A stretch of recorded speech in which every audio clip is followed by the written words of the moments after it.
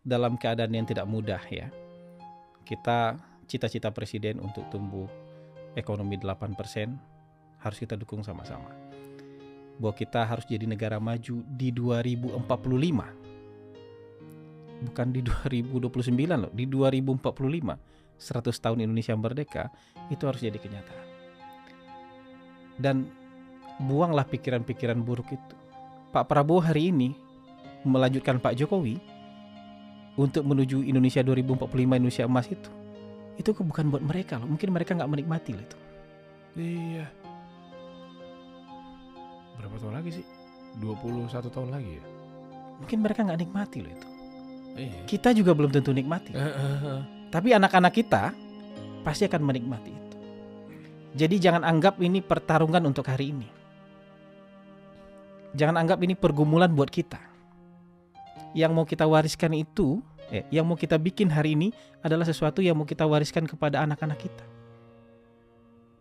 Kalau kita mau bertengkar aja hari ini, mau memperbesar jurang perbedaan hari ini, bayangin coba anak cucu kita nanti hidup di negara yang seperti apa. Kalau pertengkaran terus yang mau kita dengung-dengungkan atas nama demokrasi, kebayang nggak anak cucu kita nanti hidupnya kayak apa? Kalau kebencian yang mau kita wariskan, kebayang nggak anak cucu kita dia nggak ikut-ikutan tapi ikut saling membenci? Kenapa? Cerita dari orang tuanya, cerita dari kakeknya. Dulu kakeknya dia begini loh, cucunya ikut benci sama kakek, padahal nggak ada urusan. Makanya Pak Prabowo tuh udah buang semua kebencian, nggak ada. Kita sekarang bersatu. Karena dia mau mewariskan Indonesia yang jauh lebih baik kepada generasi berikutnya, bukan buat dia. Jadi persatuan itu bukan lip service, tapi sesuatu yang mau kita wariskan kepada anak cucu kita, yang ketika Indonesia nanti 100 tahun kita sudah mencapai negara maju. Dan gak ada itu negara maju, ini kata-kata Pak Prabowo nih, gak ada itu negara bisa maju kalau elitnya tidak rukun. Rukun bukan berarti gak berbeda loh, boleh berbeda. Rukun tuh beda. Kita antar tetangga juga rukun kan, boleh beda gak? Kita boleh beda. Bahkan boleh beda pilihan. Tapi harus rukun, karena itu yang mau kita wariskan nanti. Mana ada negara yang bertengkar terus jadi negara maju? Gak ada. Dia sibuk bertengkar, ya bertengkar, gak maju-maju, bahkan malah tambah lama tambah rusak.